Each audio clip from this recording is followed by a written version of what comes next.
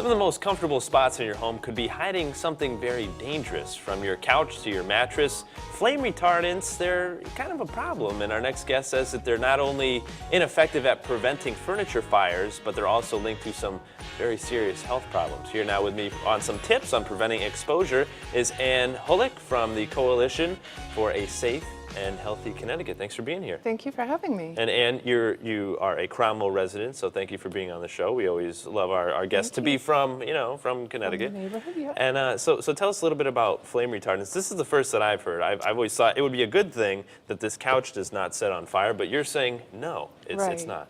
Right. Well, the words flame retardants make so many of us feel like they're good for us, right? Yeah, I would and think they're so. actually, research has been shown that these are very toxic chemicals that are linked to cancers and neurological diseases and disrupting our hormones, and they're actually not effective at retarding flames. So the concern is that they off-gas and get into our bodies and are linked to health problems, and they're not doing the job that they were intended to do. Are there other things or sprays or things that we can put on our furniture or things around our house that are flame retardant but don't have these toxins in them? The best things are natural products. So even things like wool is a better retardant of fire and flames than chemicals. Really? So, yeah.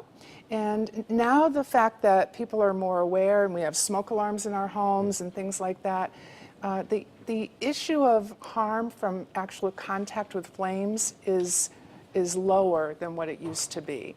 All right, now what are some of these toxins you mentioned that are in the furniture? What might those be?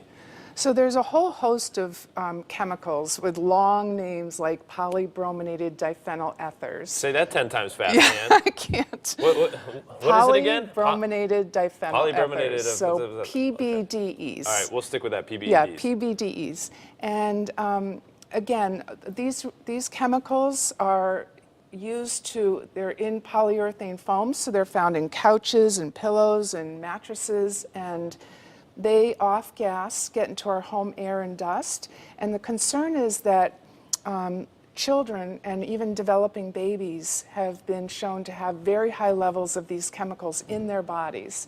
So we now know that particularly children who are very vulnerable and close to these, a lot of hand-mouth touching, laying on these products, they are the ones that are most highly exposed. So we work to raise awareness on this issue and to pass more health protective policies here in the state and also at the federal level. Well, the good news is that different companies like our very own Ethan Allen, yes, their furniture doesn't have some of these toxins in it. So companies are making a stride to do that, and you say to pick up the phone and call these companies if you have any concern, right? That's the best thing to do? That's exactly right. These companies, and we're thrilled about Ethan Allen's announcement. This is just very recent.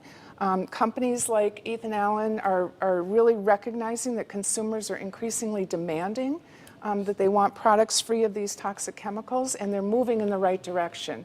So we're hoping that other retailers will take that lead. And I think as more consumers ask those questions, companies will move in the right direction. All right, now companies are moving in the right direction, and so is your nonprofit, because this week you were at the Capitol, right?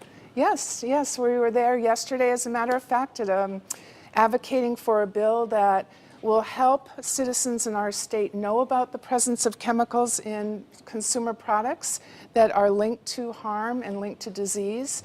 And we're working closely with our Department of Public Health so that they will make recommendations on ways to reduce exposure.